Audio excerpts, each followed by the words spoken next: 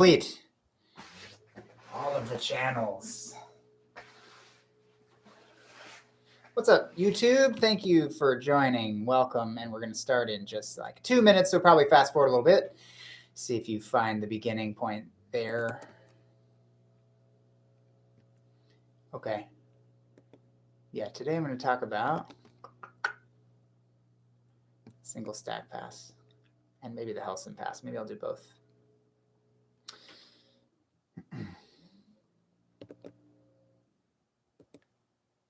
Yeah. So, well, to catch you up, I mean, I'm older. Since maybe the last time you saw me, I had a birthday the other day. So I got happy birthdays from many of you. Thank you. Not necessary. Please stop, please. And got to see some friends. And the best birthday present maybe of all was now establishing a regular training schedule in person, actually doing jiu-jitsu against my one other school owner friend, Brad, from Soulcraft. We are both very careful about where we're going out, who we're interacting with, how much we're doing that. And so we've decided that we trust each other on the other end, you know, in terms of going out into the world and exposing ourselves. So, and limiting that. So we're training now, which is fantastic. I trained the other day with Brad. I got, I got an egg right there. Looks like a cigarette burn on one of these. I got some tan. I got a tan. But we practiced jiu-jitsu, and actually all we did, 3, 4, 5, all we did was flow. And it just felt so good. It just felt so good. I mean, we sort of slapped him up, but we would start in different positions and we'd flow, and there's enough, resistance and, adversarial energy to make it fun, but mostly flowing and being creative and seeing and talking about what we've been, watching and learning and working on sort of up here in that time off. And it's fantastic. One of the perks of me hanging out with Brad, which I'm going to do again tomorrow morning, is that I'll probably film with Brad stuff for our respective students or each other's students. And so I'm going to bring the camera down when I go down tomorrow. And maybe one of the next things that shows up on the channel here will be something that Brad and I did. Not sure what that would be. I am talking about guard passing this week. He and I talked a lot about some guard stuff yesterday, so maybe it'll be something like that. Brad has been studying some Lachlan Giles and Craig Jones and some fancier guard leg entry type stuff. So that's definitely more intermediate than the stuff I've been covering here. So I'm sure it'd be a welcome addition for some people who also like that content. So we're going to probably do something like that filming wise tomorrow, and then it'll appear on the channel at some point. So nice to be rolling again. And it makes me even more anticipating of hopefully June 20th when we would return, unless the governor changes when the next phase will start. June 20th is that time, and we will be doing partners. We'll be training outside, and we'll be keeping it very careful. I'm going to be taking temperatures before we get on the mat. We're doing everything we can, but pretty much you're going to be increasing your social exposure by one person or maybe 2 people, the other people in your group. And I'll do mini privates, as many per day as you guys want to kind of book and come down for. All right. That's actually, it means you're going to get more individualized instruction. You're going to get more possibly more training times. You'll have fewer partners. But at the same time, what you don't get in breadth from having more partners, you might get in depth from learning like, hey, you know what? This guy's good at defending. That's going to make my offense better at this thing. So just like I'm training with one person right now, and it's going to help me deal with Brad's game specifically, or people who have a game like Brad's going forward, because I'm just going to get exposed to the same situation. It'll be Groundhog's Day, man. His guard pass is very good. He does the same one kind of all the time. I'm going to have to learn to deal with it one day, and I think this is that day, and it'll be the same for you. While you may have fewer partners, you will learn certain things with have limited partners more deeply. So you can look forward to that and more, one-on-one instruction time with me, 2-on-1. Okay. Well, with all that said, and with a few people tuning in, what's up, Sean? What's up, Rod? It's good to see you guys. Steve maybe is on YouTube. Someone's on YouTube. let's jump in. And this week I'm talking about, if you guys watch the Monday Brain Dump, which I do encourage you to do, it's basically me shooting an instructional video because it's all edited and has chapters and everything every week. And this week I was talking about, and will talk about, passing the guard with a focus on passing the guard from knees. And let me talk for a moment about why I think that's, first of all, a separate topic than standing. Are they even different? I think so, and I actually prefer it. I prefer passing from knees, and I'll explain why that is. And then even more detailed than that, I'm talking about passing under the legs. So when we pass the guard, the guard is a real challenge. The top guy has to figure out, how do I get on top of the guy I'm in front of without his legs, in the way? And we can go over their legs. There's a couple ways that we step over, and we cover those. Sometimes we'll grab the feet and we'll kind of like try to get ourselves to the outside, or we'll do a leg drag or an X pass and put ourselves basically around their legs. And then the focus this week is going under their legs.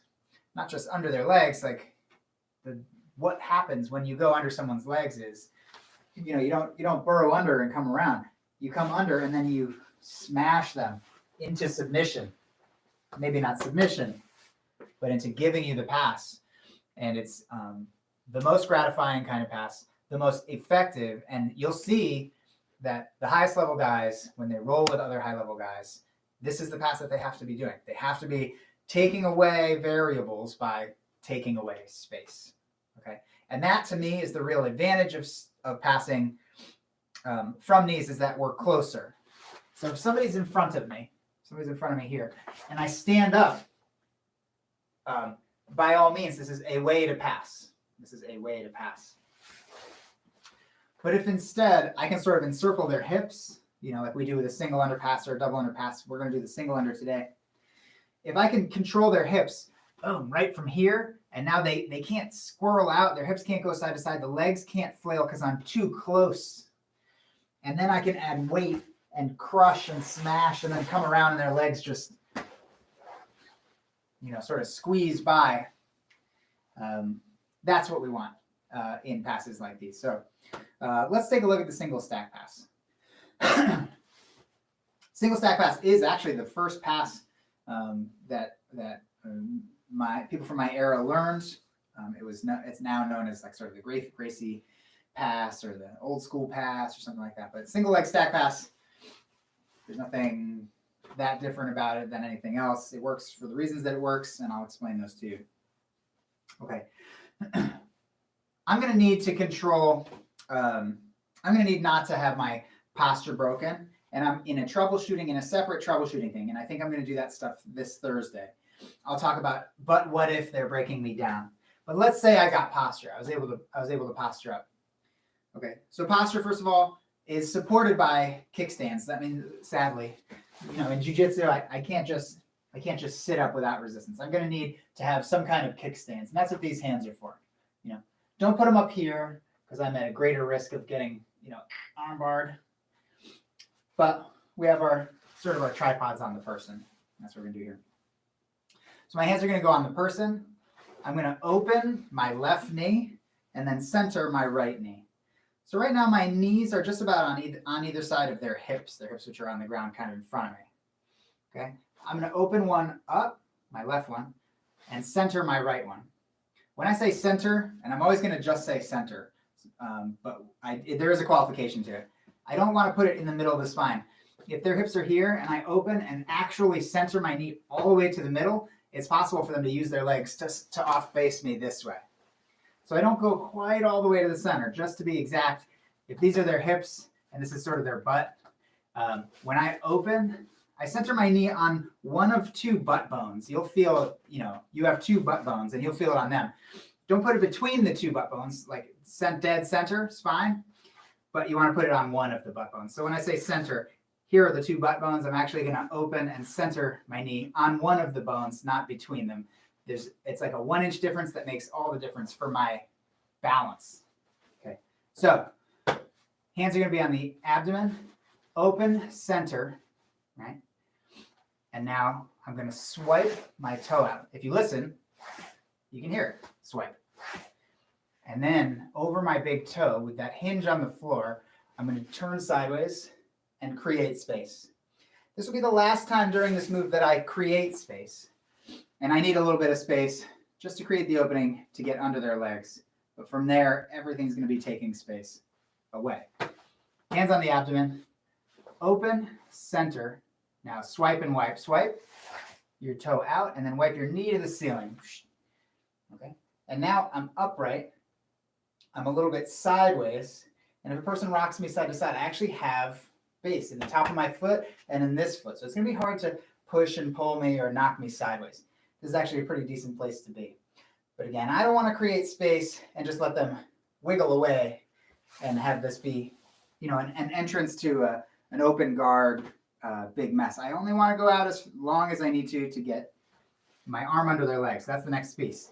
Boop, boop, swipe and wipe. And now my hand and elbow go inside. My hand goes inside between their legs because I'm going to try and get this up on my shoulder. And my elbow goes inside because if I only put my hand in, I'm going to get triangled. Can't leave this hanging out. So I turn sideways, hand and elbow. My hand goes in, right? It's going to go right past my stomach, palm to my stomach. Don't be reaching between someone's legs, palm facing that way. We had one guy when we were training early on that did this, and he got a nickname you don't want. So we palm towards your stomach, goes in here, elbow goes in, right? And my goal really is to get this leg on my shoulder, but lifting this onto my shoulder is difficult, especially a guy that's heavy legs or makes his legs heavy. But what's easy is pushing with my elbow. I push that, they're the V of their legs to the side like this. This one comes right onto my shoulder. I don't have to do anything but add weight on the elbow, which is very easy to do. So let's go that far again. If you're repping with me or mentally repping with me, let's do a couple together. Hands on the abdomen, open, center, swipe. That's the sound. And then wipe your knee up. Hand and elbow go inside. Both hand and elbow go inside. And now elbow to the floor. This will come right up onto my shoulder, which is nice. Now, my right elbow and hand are on the floor. And what I'm going to want to do is progress forward to my other knee and elbow. This is kind of shorthand. When I describe this and when I tell you to solo drill it this way, it's a little bit shorthand. When you do it with a person, there's going to be a little more sprawling of your legs, and it's going to take a couple other movements to get the weight right.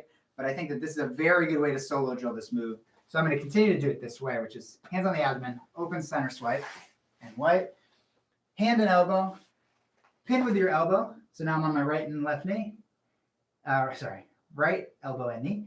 And now I'm going to progress to my left elbow and knee. And you can see that now I'm adding a bunch of weight here.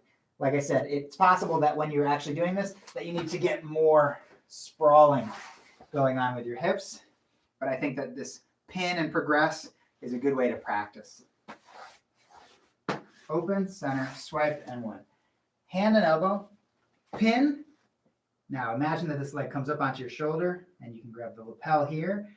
I'm just going to grab it, and then progress. And what's happening there is that the person's leg is on your shoulder, and when you progress, you pick them up like this. You pick their hips up off the ground, you put their leg in their face, and what happens is most people succumb to the pass, and you're able to come around. Good solo drill on a single leg stack pass.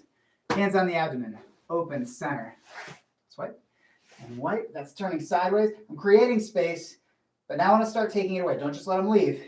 Put this in, and as soon as the legs break, or if you can break them by leaning down, everything else is about holding the person to you. Now progress. And this is me adding weight forward, pinning their leg maybe to their, not to exactly to their face, but you're stacking them up like this. It's an uncomfortable feeling.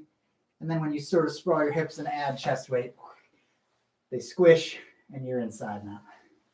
I'm just going to do this pass 2 more times with you. Hands on the abdomen, open, center, swipe, and wipe. Hand and elbow go in together. Pin that leg to the floor. That should open their legs. Even if it doesn't open, this one will slide up to your shoulder. And now grab the lapel and progress. Or possible that you'll need to sprawl your hips for more weight in real life, just so you know.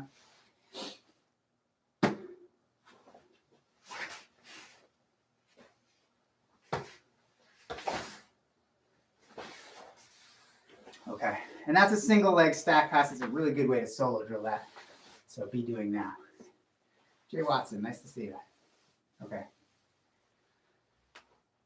I have a friend who trains under Helson Gracie and who does a single leg stack pass that looks a little different.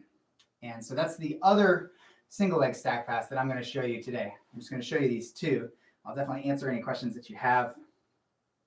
I know that Rod's here. You had a question. Hopefully the video I shared with you answered your question. But if not, it's a fine time to be asking. If you can, again, if you can clarify if I didn't answer your question, let me know and I'll answer it. Okay. The Helson pass. So I'm just going to call it the Helson pass. It could be that all the Gracies did that and, you know, this guy just picked it up from Helson, but it's the Helson pass now, not, as far as my nomenclature. So it starts this way. We do hands on the abdomen or belt, or you can, sometimes you can hold like, sometimes people grab the pants like this, and you kind of push them down, keep the person down. Now I'm going to open, center, but now instead of swipe and wipe, right? So instead of open, center, instead of creating that space that way, the legs break open by the creation of distance. So I'm going to hold hands to the person, open, center, and then back up. Let me show that to you here, this way. Put my hands on the person here. Let's get a good angle. Hands on the person here. Open, center, and then shrugging back or stepping back a little bit with that knee. So I talk about this all the time when I'm talking about breaking the guard open in class. If you want to break the legs open, because that's honestly like one of the first, it's probably the second real battle from closed guard. The first will be getting your posture at all. Like they're pulling me down. So we'll talk about that Thursday. But the second is going to be breaking them open. If somebody has a closed guard, you're going to need to get that open. Okay. And one detail that's helped me just so immensely, and so I always share it, and I always make sure to share it now, is this. Notice the difference between arching my low back and hunching my low back. Okay. So when I arch my low back, you know, I get this this curve here, and I get the opposite. It's concave and convex, right? Well, if I can find the cross of the person's legs are crossed behind me here, right? If there's space between myself, my back, and the cross of their legs, so there's some space between the cross of their legs and my back, then when I push backwards, I don't really get anything for that. You know, I get no mileage out of putting pressure on nothing if there's space between me and the cross of their feet.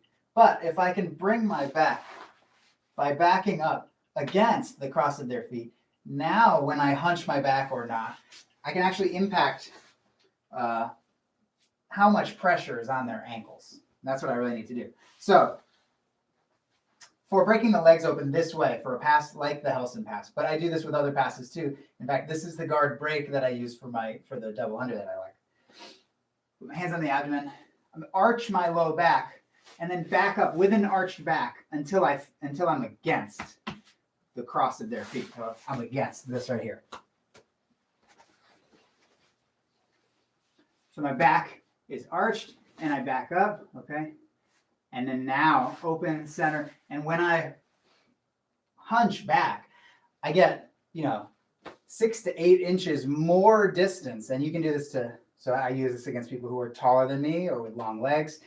And you'll get just a ton more pressure to break those legs open.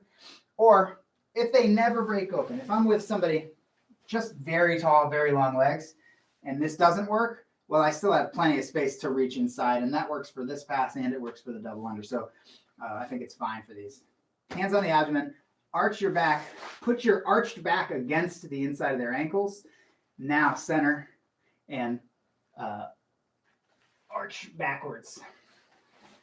What happens is it's just, it's too far. You go too far, legs break open. So that said, here's the rest of the Helson pass. So hands on, open, center, hunch back. Now reach into this space and grab the belt. So the person's hips are right here on the ground, which means that there's a gi pass, which means that their belt is right here. Okay? Holding onto their belt does a couple of things. One, hip control is always good. Now I have control of where their hips are in space. And that includes sort of number two, which is if a person was going to try and fishtail away, wiggle away, or maybe try to bring a foot across and in front of my face and all kinds of stuff, they can't. I've got them held not only in place, but like to me, so they can't leave. Okay. So after I hunched and the legs open, I reach in and I grab the belt. It's right here. Now this leg, I push down to the ground. It's very hard to stop that. Their leg now is sort of awkwardly placed over my arm. And when I push this down, I should be able to actually step over it and staple it. So now one of their legs goes under here. The other one's over here. They're getting sort of splayed. It's uncomfortable. And it's even more uncomfortable when I start to posture up and turn sideways. The leg that's here is they're gonna want to bring it up your body. There's gonna be almost no choice. Their leg's gonna be straight and come here. And I'm just gonna let it go right by my face. And when it does, I'll have one of their legs under here. One of their legs is gonna go past me and be right here. I'm gonna put my hand in the crook of the knee and then come behind them and take side mount. So the move again. And now we can wrap it, right? Just hands on the abdomen, open center, hunch. Reach in and grab the belt. Push this leg down and staple it with your leg. And now just come off your haunches. Blade your body, turn sideways, and the leg will go by you. Now just catch the crook of the knee, come behind, and you're behind it. So solo drill with me, mentally or physically. Hands on the abdomen, open center, hunch backwards. This makes the legs go, they pop open. Reach in and grab the belt, it's right here. So between the legs, grab the belt, push one leg down, and staple it. Now I'm actually just kneeling on one of their legs. The other one's over here, and they're starting to get the splits. So when I do this, they get the splits real bad, and then it goes right by my face. Underhook the leg, come behind the head, and you should be able to come behind the person in sort of a cradle type position. You can go into a cradle if you like. That's sort of your choice once you're there. Hands on the abdomen, open center hunch. The legs pop open. Grab the belt, pin and staple the leg, and then come up and turn sideways. This one's going to go against their will. It's going to go right by you. Underhook and take side mount. Arch your back, hands on the abdomen. Open center, and with your arched back, hunch the other way. Reach under, grab the belt, pin the leg, staple that, and now, I'm still holding the belt. I'm still at the hips. This leg, though, is just going to go right by my face. Underhook it, grab the head, come around. I'm going to do two more. Hands on the abdomen, open center, hunch. Reach under, grab the belt, pin and staple one leg, and now posture, turn sideways. This leg's going to go by. Come around. Last one. Open center, hunch, reach in, grab, pin and staple, and then just posture and let that leg go by. And you come around behind the person. So the first pass we did was the single stack pass. It ends, I want to talk about one thing about that too. It ends with the person stacked up and then you come around behind them. They get smashed and you pass. The second one's a different kind of pressure. It's not a compression pressure. It's a stretching pressure of the groin. It's like, and the person has to let the leg go by. You picture me in this position in that second one, my legs pop open. Someone holds my belt right here underneath. So this leg is already a little bit on their arm. And then they staple this one. I'm being spread this way. That's why when they posture up, I want my leg to go by. And then they pin it here, they come behind, and they get sort of that cradle position on me. So they're both pressure passes in different ways. There's compression, where I'm smashed until someone comes around. And then there's the kind of pressure that puts a joint in such a weakened place because it's stretched to its max, right? Which is This leg gets picked up. This one gets pinned, and I'm sort of getting the splits now. And, I'm just praying that you'll pass, honestly. Okay. The last detail that I did want to add to the first pass that we did, which was that stacking pass, that smashing compression type passing, was if you're stacking a person. So if you have gotten to this point and you pin and you start to stack the person, you need to make sure at this moment that their butt is coming off the ground. That should be the case. You should have this, you're coming around this way. This is on the shoulder, and you start stacking me. My butt comes off the ground. That's when you're doing a good pressure pass. If you bring my knee to my chest, but my hip is still on the ground, my hips are still on the ground, I can still fight from here. Okay? So the last little thing that you can add to the single stack pass that you've already been doing is if you get this leg up to someone's chest, but their butt hasn't come off the ground, you may need to add this little piece here, which is after stacking them, if you notice their butt didn't come off the ground, take this arm out, reach under their back, and literally just tip them up. Literally just hold their bottom, hold their low back. You're palming their low back. You can hold the pants, like wedgie style, or you can hold the belt. Belt will be right here. The back will come off the ground a tiny bit. Reach under, and you can literally, from here, as you progress, take this out, hold the back, and tip the person. Literally, manually. Tip them so the hips come off the ground. That's when they're at their weakest, and you're 100% going to be smashing through that guard. Okay. Lots of variation on the single and double pass to side mount. Yeah, for sure. Yeah. Any questions that come up for you guys, let me know. I am going to give you just a couple minutes in between jiu-jitsu and yoga, but I haven't seen any questions with question marks popping up. But today we talked about single leg stack pass, and we talked about this other kind of pass, which sort of gives the guy the splits. Both are, I would say, pressure passes. Both are extremely effective.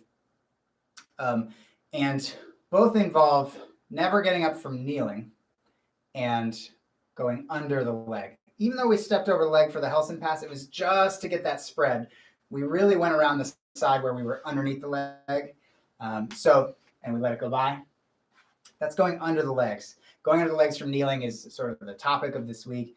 And again, I just want to say about this kind of pass as opposed to standing, jiu-jitsu is always about who's controlling how much space there is. So from striking, if I stay back here and you can't hit me and you have to come in, but when you come in, I close the distance, that means I control the distance the whole fight, right? It's really going to be the same for this kind of thing here. When I'm passing the guard, if I'm the person that always decides whether I'm back here creating space or I'm so close you can't get your feet in and get your hands in and try to block and push away and create space that you need, and I'm taking away space you need, then I'm the person dictating the fight. You always want to be the person dictating the distance, taking away space they need, or creating the space that you need possibly to escape. Okay. Have a great session of yoga. We are back later on tonight. Don't forget, Tuesday nights is live online instructionals. That means I'm watching an instructional with you, and we're talking about what we see. So tune in later on tonight. It's on Zoom. Links in the channels, and we'll see you guys soon. Thanks for tuning in. Take care.